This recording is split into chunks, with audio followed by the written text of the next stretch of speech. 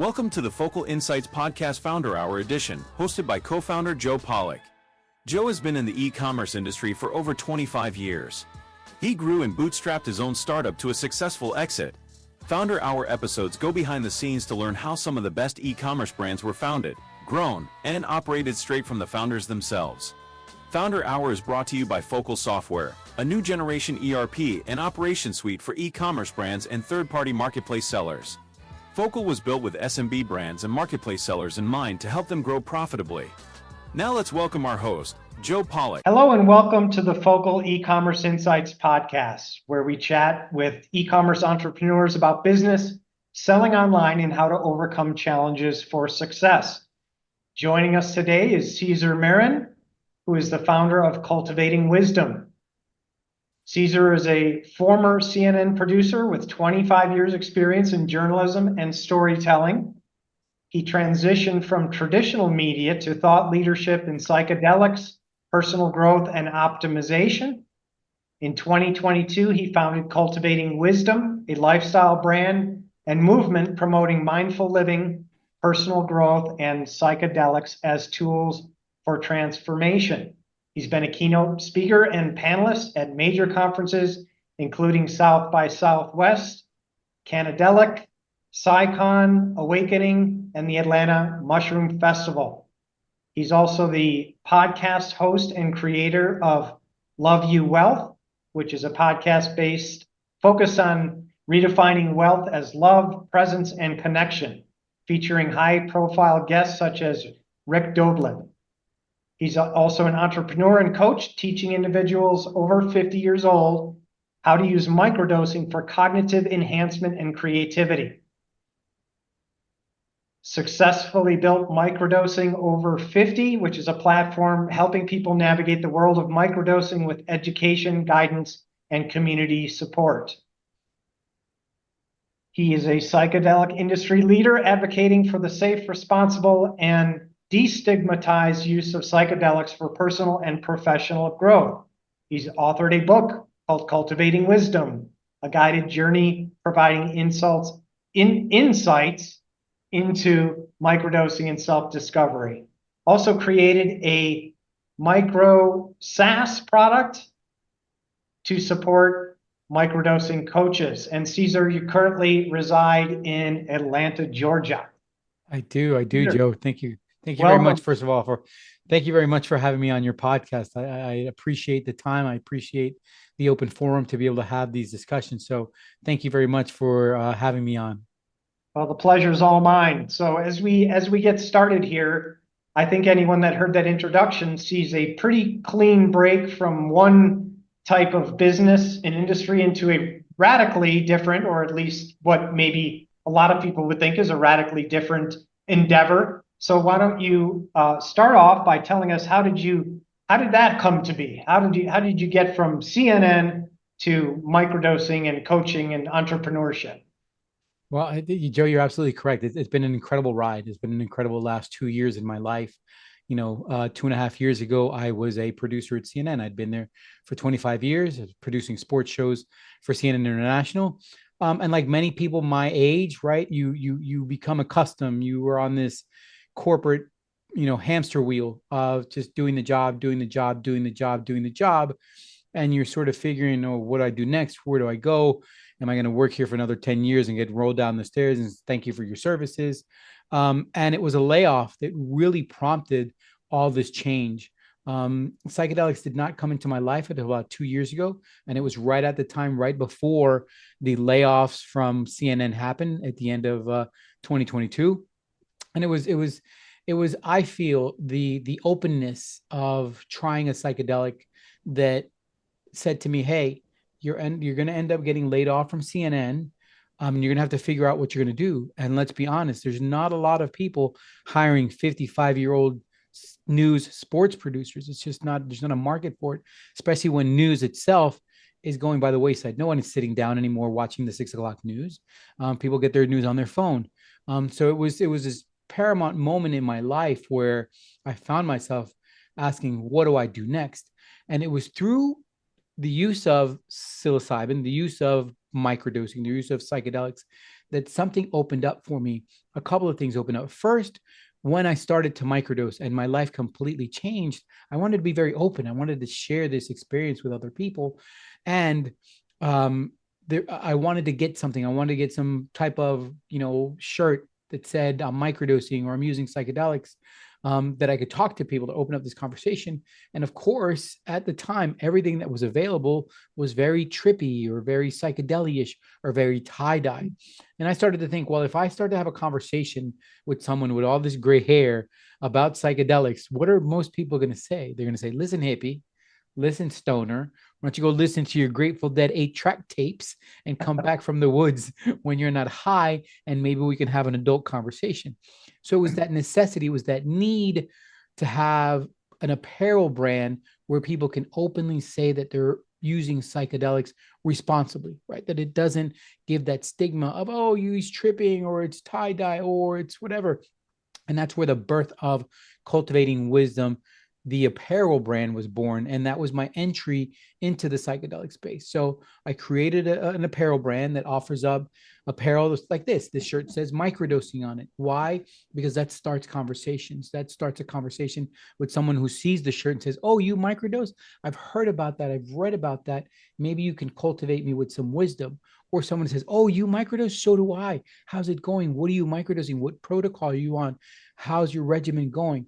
So is that need for that really drove me into that e-commerce space, into that e-commerce apparel space where, coming from television producing, I didn't know how to run a business. I didn't know, how to manage a business. I didn't, know the start, but we live fortunately in a time where, we have universities online where we can learn things. So through that, I learned a bit how to create a business, how to at least structure an e-commerce apparel brand, through using social media, through being open about what I was doing. And that's how that started, that part of Cultivating Wisdom.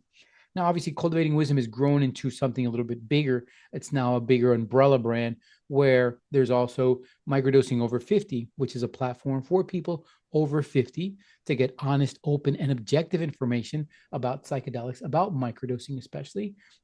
And then from there, we went on to, okay, well, microdosing and psychedelics are being used to not only heal, but also to optimize people's performance. And we used, the example of Steve Jobs, who openly talked about his use of LSD to help him take Apple to where it is.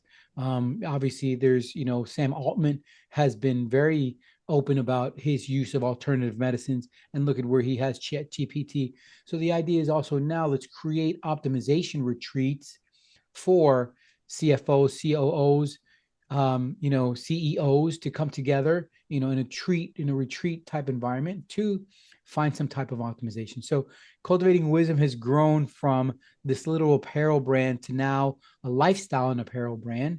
And it's become part of almost the official lifestyle brand of the new, what I call not psychedelic revolution, but psychedelic evolution, where people are evolving into this new way of thinking, of this new consciousness, of this new presence that they've been able to get through microdosing and through psychedelics. So it's been an incredible journey.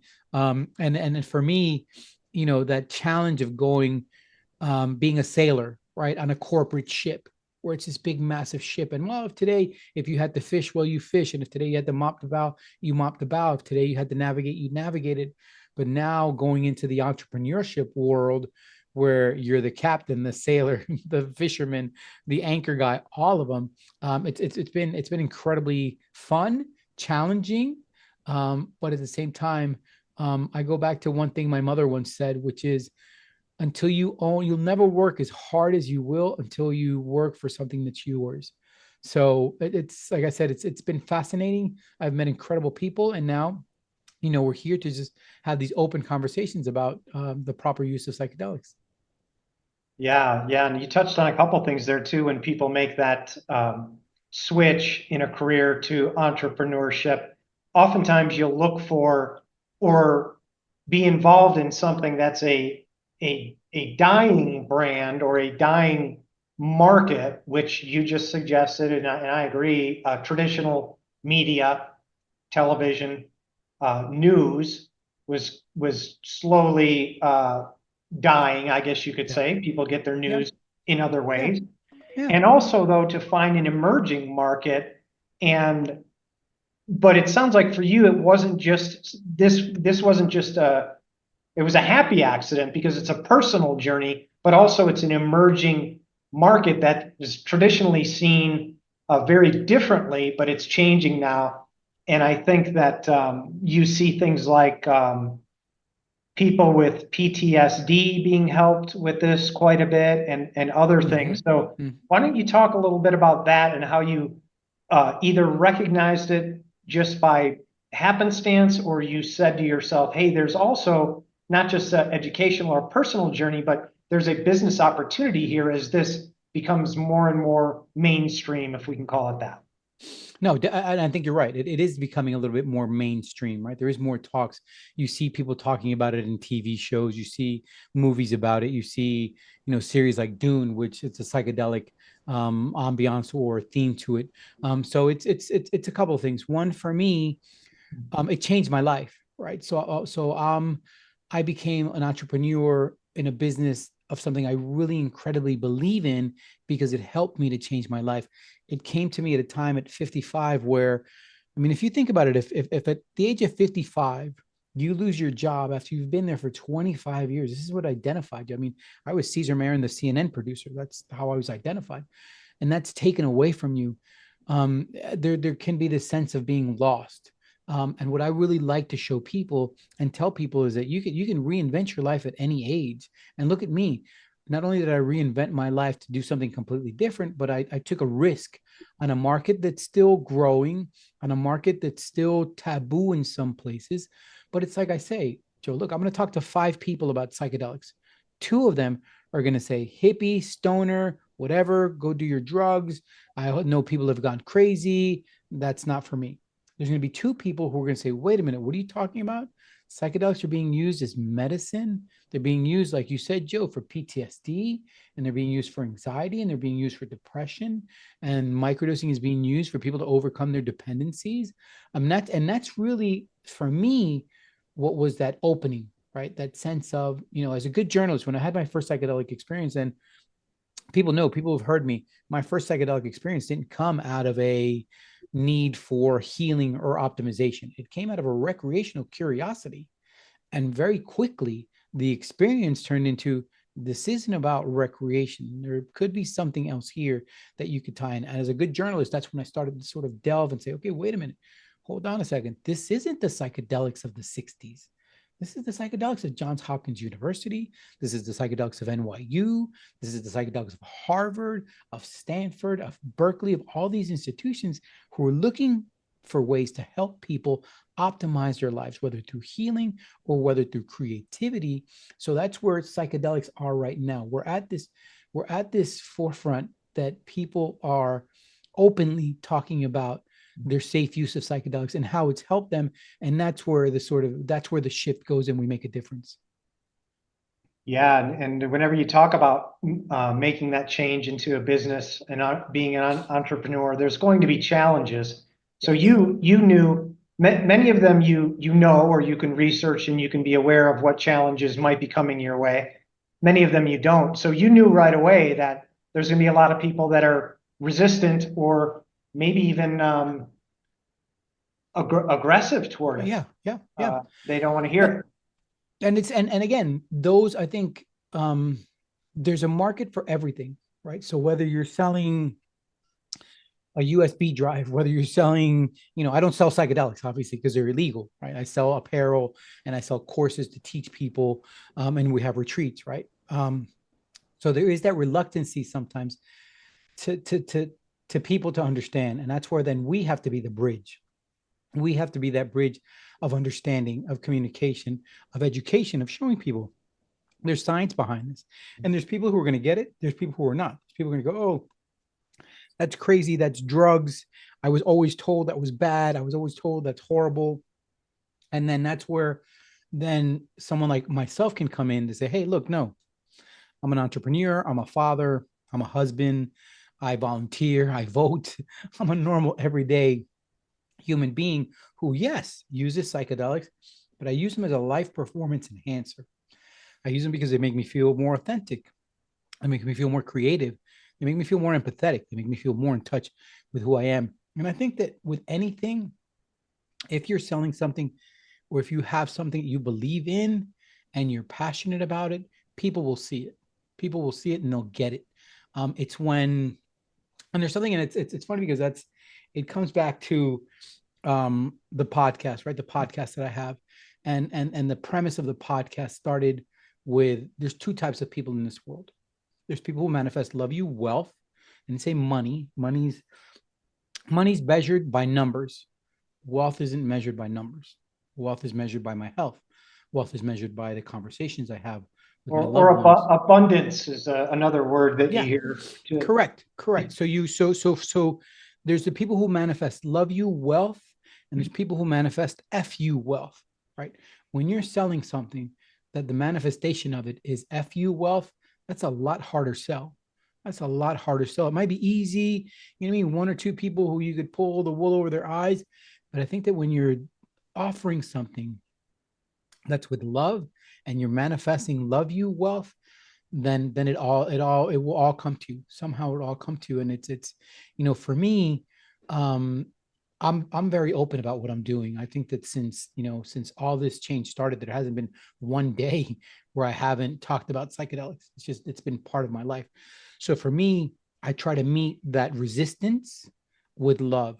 I try to meet that resistance with evidence, right? I try to meet that resistance with understanding also, because psychedelics aren't for everyone, right? They're not. There's a certain amount of people who get called to it somehow. Their curiosity, somehow there's people who don't. So I think that if you lead with love, whatever you're doing, whatever you're offering, whatever it is that you're, pushing on people, not want to say pushing on people, but you're offering people, then people will understand and people will come to you. Yeah. And one of the things we talk about here on this podcast is obviously e-commerce. Mm-hmm. And when you look at the challenges that you're going to face, or how many people will relate to your message, e-commerce is going to help you expand that message beyond geographic locations of where you're currently sitting, or maybe even if you're at South by Southwest, you've got hundreds of people there, but you don't have millions or billions. So were you surprised when you got into e-commerce and started using your product and your merchandise to educate or start conversations? Were there a lot of more people out there looking for this than you thought there would be? Were you surprised in that way, or is it about what you thought? That's actually a great question, Joe. And I think that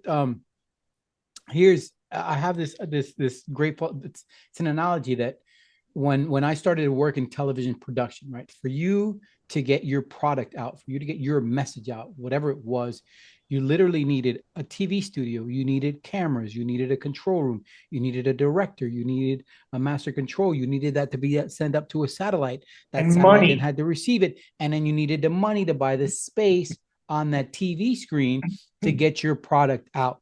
Nowadays, all you literally need is this. This is your vehicle to the whole entire world. So yes, it was interesting to see how many people were saying, what are you doing? What's going on? How's it going? I mean, I never thought for a million years that, 2 years later, I'd have 60,000 followers on Instagram, wanting information about the proper use of psychedelics, wanting information about wisdom, wanting information about microdosing. So there is this global audience that exists out there. It's just taking advantage of it. It's just realizing that, we are the media now. The media before was, CBS, ABC, CNN. We're the media now. And we can have a following. We can have viewers. We can have people who are our community. And that's where, for me, that sense of being able to create that was so much more powerful, right? That being able to create a global community of wisdom cultivators, right? Whether they're buying a t-shirt or going on a retreat or buying a course, but the fact to have that community, to be able to grow that community, I think is incredible of what we have. And it goes back to, I tell a lot of people and, entrepreneurs that are listening to this, who use social media, right? We're sometimes so glued on, what my numbers are, what can happen. And you have to realize that social media can just get turned off in a second, right? You don't know what's going to happen. So that's why for me, growing that community is growing that email list, right? That email list is your gold. That email list is your direct entry into someone. And when you have something, a newsletter or an email that you send out, you have to realize that's your TV show.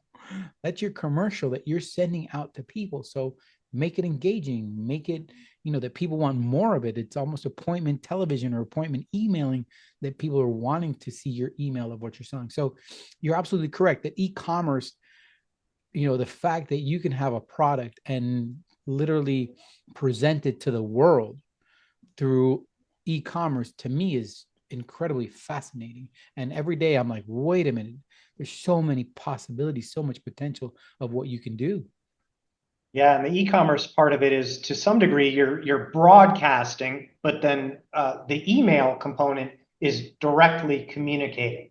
So two fairly similar things, Correct. internet-wise, but two totally different approaches to Mm-hmm. communication. So email's a big part of it. You've got your website. What other tools have you used or found helpful selling your merchandise and your message and building awareness from an e-commerce standpoint? Finding partners, finding people to collaborate with. It's all it takes is a direct message. People sometimes are like, well, I'm fearful of, let's say, Rick Doblin is the president of the Multidisciplinary Association for Psychedelic Studies, right? This is the guy, this is the president of, and all it took was a DM and reach out to him to sort of reach back, and somehow we found a way to collaborate. So the idea that through these direct communications that we can have with people, and then have them collaborate with us and maybe show off a shirt, maybe, an affiliate code that they can use. Those are all incredible marketing tools that are available at the disposal of so many people. That, and obviously AI. I mean, AI, every day there's something new, whether it's, for your marketing, whether it's for your creatives, whether it's for scripting, whether it's for storytelling. There's so much that can be used. But what I really love to tell people, Joe, is that we have to realize that everyone has a product, right? Everyone has a product, whether it's a capsule, whether it's a t-shirt, whether it's a mug, whether it's, something that they're selling, but nobody has your story. And that's where I think that new gold mine of potentiality is, that personal story of, this is my brand, this is why my brand, and this is why you need this brand, because it helped me. I think once we do that, we're transitioning into this time of that influencer, that Rolex influencer, that Ferrari influencer, that look at me at Monaco influencer. I think people are getting a little bit tired of it, and people want to see real life stories. So if you have a real life story about what your brand is, what your product is, for me, it's been incredibly powerful. And the success that has come from people knowing my story, there's more people that come up to me and say, hey, I saw your story, I saw your video, than people say, hey, I'm wearing your shirt, or I saw your shirt. Obviously, because they know who I am, then they'll go ahead and buy the shirt or buy the course. But it's that personality that they're looking for, that sense of, he is like I am, that sense of, I know him, and if I see him on the street, I can talk to him or her. That I think is really powerful, that we can use that now. And there's a lot of people who do it incredibly smart. And there's some people who are just, stuck on just showing products. So I think that vehicle of being the face of your brand, being the face of what you're doing, is really powerful. Yeah, and you talked about a couple of things there too, with direct communication and being able to reach out to people. And what a difference if you look at the internet, social media, direct messaging on various different social media platforms. I don't know the story. I know enough about Rick Doblin to know that he was like the godfather of this movement, dating back to the 60s, right? Yes. Rick was definitely, one of the, he is one of the pioneers. His story is amazing, how, he left school to study LSD, and his parents were like, what are you just going to go, travel around, music festivals. He's like, no, I want to study how this can be used as medicine. And he was is the biggest proponent of having MDMA, which obviously was people might recognize as ecstasy, but having MDMA in a therapeutic use. And they tried to get it through the FDA last year. There was also some obstacles. There's a lot of questions, that can be done. So Rick definitely is one of those persons who, one, he is the face. He's the face of it. I mean, he could have his organization Maps, and Maps can be this big, incredible, wonderful organization that helps advance the scientific study and also the policies of psychedelics. But like I said, he was very open. He's very open about who he is and forward facing. So it's people like him who have taken this message of psychedelics, and showing people we're normal everyday people, and just be honest, be open, share your story.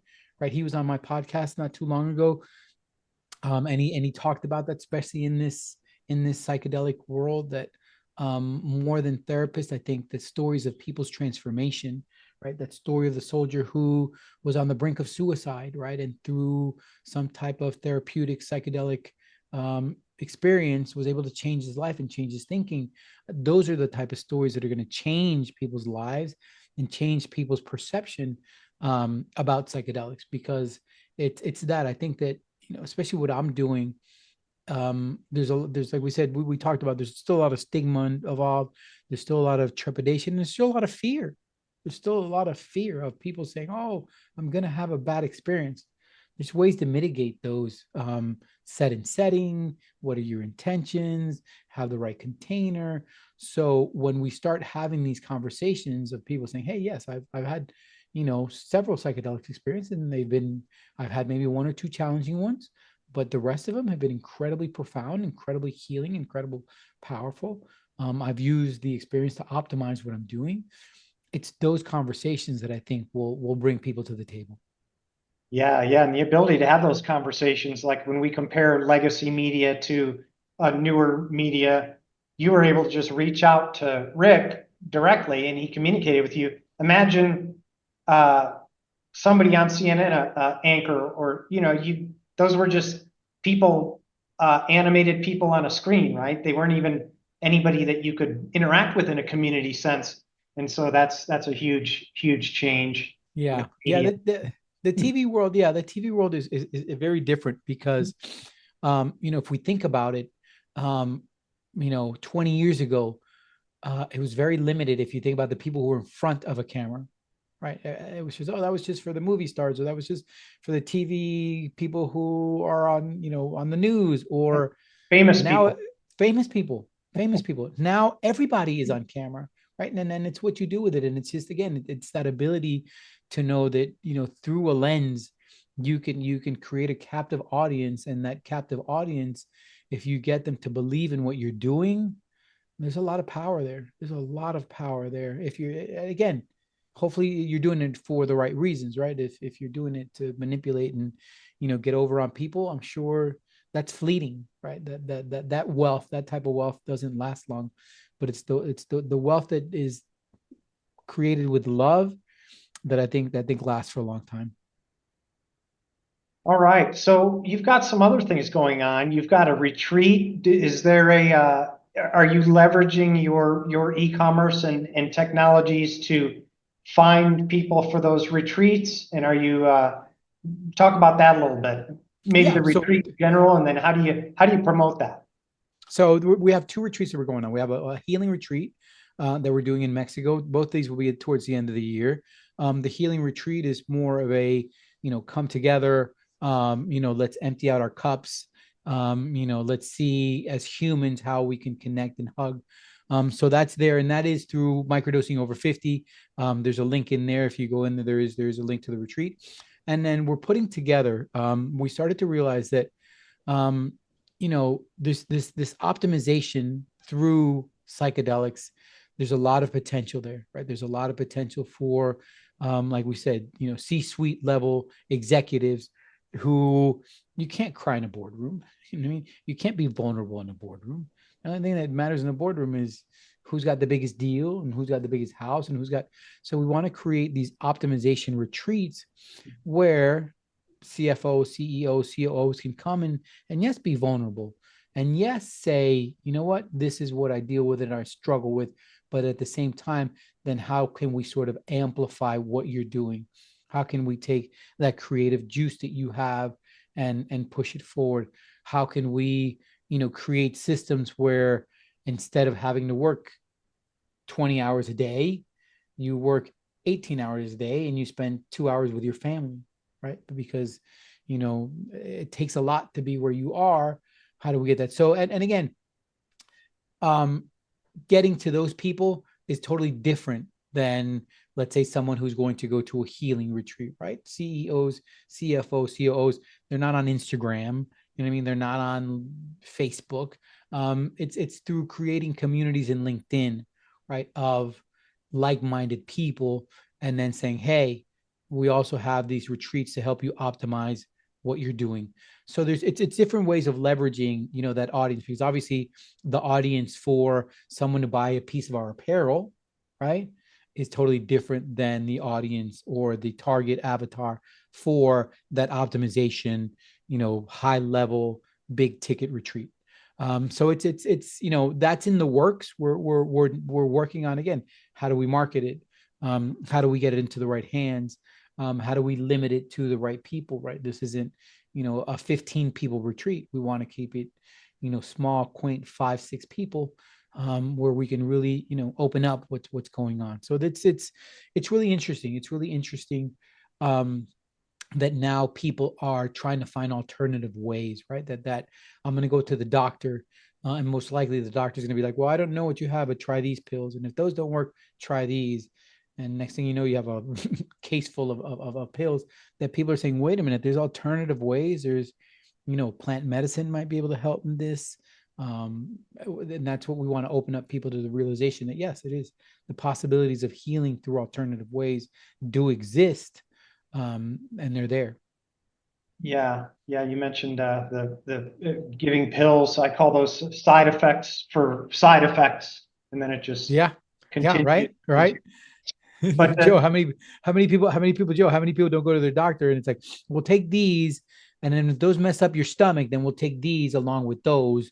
And if those then mess up your liver, then here we'll use these. And then if you can't concentrate or sleep because of those, then here we'll give you these. Yeah, and then it's like a circle, and then you just start all over again and keep going. So, and that's something that we want to change also, right? That's sort of that mentality of, big pharma, is this sense of, is there healing, or is it just dealing with people's condition, right? Or is it just mitigating, or is it just, are we masking what the underroot problem can be?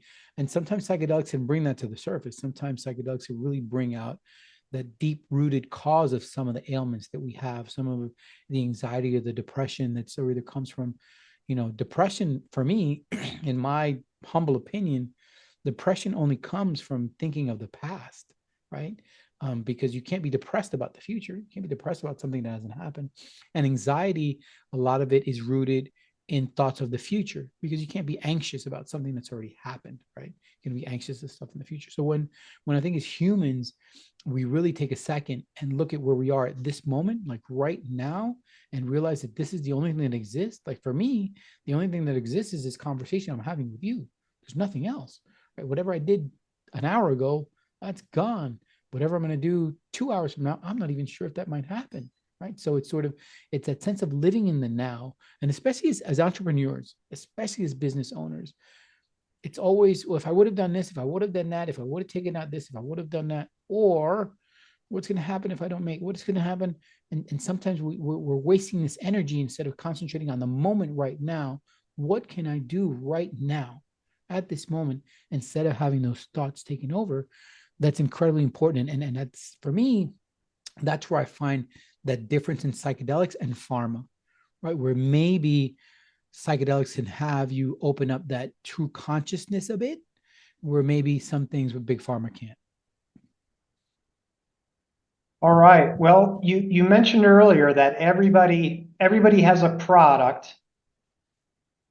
So let's circle back on business a little bit too, Yeah. because business just comes down to really running it, and there's some product involved, whether it's a retreat or a shirt or a widget or whatever it is.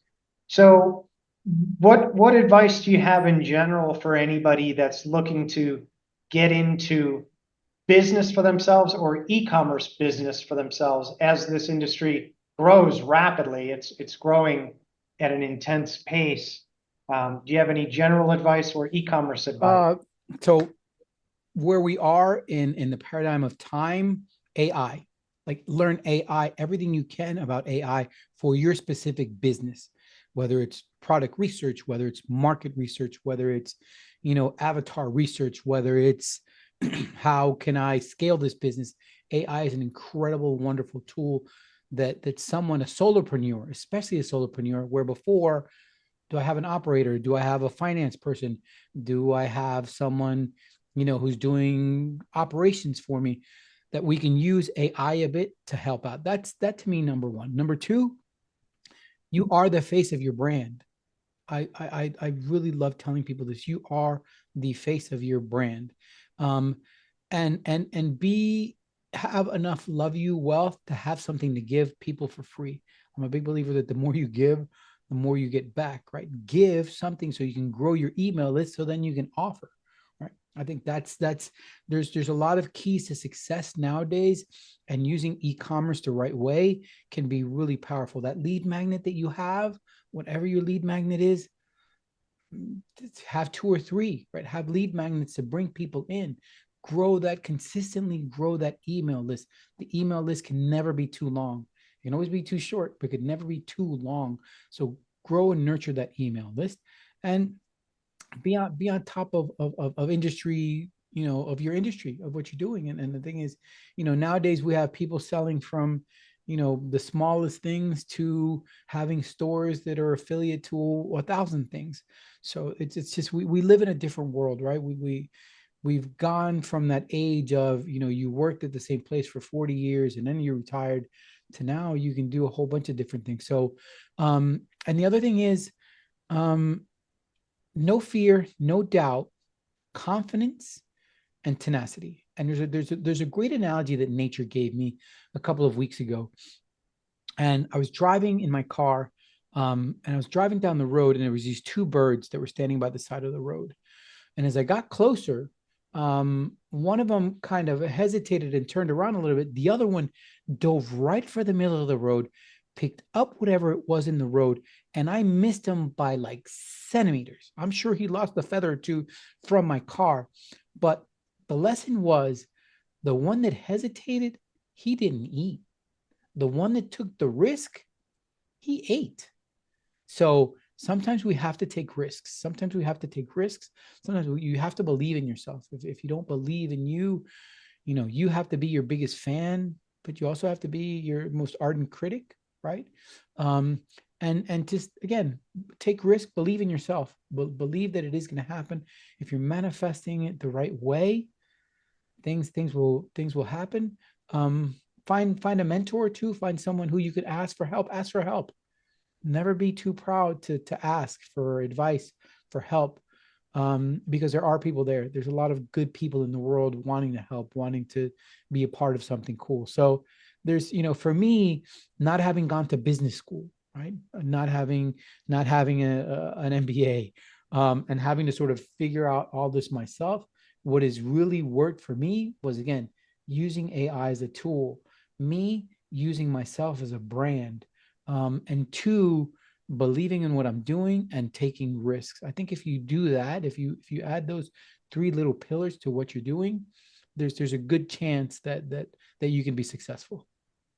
Yeah, and leveraging technology too, because throughout our conversation, we didn't drill down too hard on any one technology, but you did mention email, you mentioned LinkedIn, some other things. I know you have a Shopify website. Mm-hmm. And then, of course, AI for, like you said, a solopreneur. You can almost leverage AI now to create, employees, virtual employees. And that's a big part of what we do at Focal Software too, is help people leverage technologies to streamline their business, make it easier to sell online, get your message out there, and so on. But that's a big part of the future as well. And it's important that people grasp that people understand that there's are these tools, there are these AI agents that you can use to make your life easier. And again, I know that there's a reluctancy by people. Oh yeah, but sort of a robot's going to end up taking over, and but if they can help you create your business, if they can help you manage your business, there's people using AI right now for customer service. Think about it. So we went from having to have someone in-house for customer service, then having to outsource customer service, then maybe outsourcing it to a different country customer service, to now, wait a minute, I can have an AI who's going to answer all my customers' deepest questions without having an employee. I mean, that's incredible. That to me is, and again, like you said, Joe, leverage those, right? Leverage those. And it's important, companies like yours who are at that forefront, who are saying, okay, let's think 5 years from now, like what is going to work, what's not going to work, so that we can implement those now into these businesses. So 5 years from now, it's very easy for them, right? So that's, I think what you're doing is incredibly important and incredibly wonderful, for these small businesses, for these businesses who are like, okay, wait a minute, how do I manage all of this? Well, there's some AI that you can use to manage all of this. So software, it's really interesting. AI. Yeah, like you said, especially new small companies, they don't have the budget to hire people for all of these things. Okay, well, you mentioned earlier, Cesar, that when you talk to 5 people, there's going to be a couple people that have more questions for you. So why don't you tell anyone listening how they can find out more about you and even reach out to you if they want to say hi? Awesome, Joe. I appreciate you letting me do that. Definitely, check out the apparel brand, the lifestyle and apparel brand, cultivatingwisdom.net, right? You'll find, apparel that has messages about psychedelics without it being trippy or psychedelic-ish. That's important. Microdosing Over 50, like I said, is a great community, is a wonderful platform to get, honest, open, and safe and objective information about psychedelics. I am on LinkedIn. If you're looking for someone to speak about health, about wellness, about transformation, about reinventing yourself, that's definitely a keynote that I have and I talk about because it's my own personal experience. And the Love You Wealth podcast. We want to redefine what wealth is, especially for men over 50s, men in that second stage of their lives who have dedicated to work, right? Have dedicated to grind and to work and to whatever, but might have taken for granted the real important wealth, which is, in their roof, their kids, their spouse, right? Where it's, I talk to dads who thought what their kids needed was a new Xbox and a new Jordan and new Lululemons for their daughter. And what their kids really needed was a hug. They really needed was, someone to say, hey, what's on your mind? So it's the Love You Wealth is part of that. So if you please check that out if you'd be so inclined to. It's a wonderful podcast. And you know what? I'm on social media, on Instagram. On Instagram, it's cultivating.wisdom. You'll find a lot of my own wisdom there, little things about microdosing, little things about life, little, life hacks of, real quick 5-minute meditations that you can do that are very easy, that'll help you guide yourself on your way. A lot of messages about positive thinking, about, I have a choice. It's my choice to wake up and say, man, my life is amazing. I have everything I need, even if I live under a bridge. Or I can say, my life is horrible. My life is sad. I don't have anything. And you can literally be living in a $2 million house with 3 Mercedes in your garage. So it's up to us. It's up to us to sort of decide how we're going to feel. And it's important for me to share that message with everyone, right? Sort of that sense of today is the best day of your life. It is. It has to be. Yesterday is gone. That's a memory. That's not even a day. Tomorrow is just a fantasy. That's not really a day. So today is the best day of your life. And I think that when we can lead that way, right? And yes, I'm going to get into a car accident. And was it the best day of my life? Well, I didn't die, I didn't break my legs. It's just a car. Yeah, it could be the best day of my life. So it's all perspective and how we look at it. So I love sort of sharing that type of message with people, because you don't know who you're going to touch, right? I love going to the supermarket, and I I would hope that people could do this also. Anyone listening, that you go into the supermarket, just say good morning to everyone and see the reaction that you get. See the change in people's smile and people's faces, the gratitude that you might get from someone just hearing a good morning. And that's, if we can lead with that, Joe, we can, I think we can make a big difference, because, we're in a challenging time in our lives, and in a time where we're more disconnected as human beings than ever. And that connectivity to other human beings is going to be incredibly important as we move forward. So if I can lend any message like that on a daily basis and maybe change one person's life, then it's all worth it. Yeah, that's a good point. The technology that we talked about is helping business also does disconnect us from other human beings to some degree, even though it's super helpful. Yeah, it does. But then again, it's up to us, right? It's up to us. It's sort of, I can decide whether I leave my phone outside of my bedroom, right, and have a decent night's sleep and a better wake up in the morning, or if I have it there and it's the last thing I look at, and it's the first thing I look at in the morning. It's my decision. Right? Technology is not telling me you gotta sleep with me. It's not embedded in us. We get to choose, right? So it's sort of, we also, as connected as we are, and it's needed. I mean, my business wouldn't have been where it is without connectivity, without technology. But at the same time, it's sort of taking that deep breath and go, okay, yeah, that's fine, but let me make sure I'm taking care of myself, of my people, of the ones around me, of the ones that I touch, by putting technology down, even if it's for a second. Yeah, all great advice. And I think with your focus on corporate people and men over 52, I think at some point in people's lives, they realize the most important thing, the most valuable thing is really their time and how they spend it. Yeah. So Cesar, I'd like to thank you for spending your time with me today. I appreciate all your insights. And I think we'll wrap it up there. And so thank you, and thank everyone for listening. I appreciate you, Joe, before you leave. And like I said, today is the best day of my life. Thank you for being part of the best day of my life. Thank you, all your viewers and listeners, for being part of the best day of my life. And, just go out and cultivate wisdom and spread much love, and just, the more smiles, the better. Perfect. We'll wrap it up with that. Thanks, Cesar. And we'll see you all next time.